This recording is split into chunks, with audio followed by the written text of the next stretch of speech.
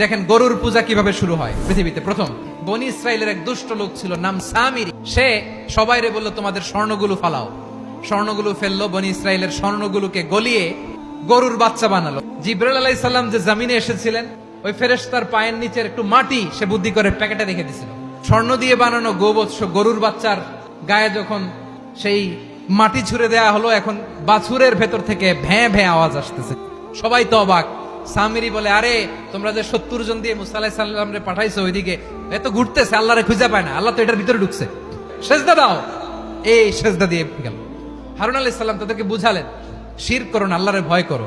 শুধু এতটুকুই তিনি বুঝালেন, দাওয়াতি কাজ পালন করলেন, কিন্তু প্রতিরোধ করেন নাই। এই ঘটনা থেকে শিক্ষা কি? শিক্ষা হচ্ছে, আপনি শিরকের আড্ডাখানা দেখলেও বৃহৎ স্বার্থে তাওহীদের দাওয়াত দিবেন, প্রয়োজনে আপনি ঐক্য নষ্ট করবেন না। সুবহানাল্লাহ পড়বেন না?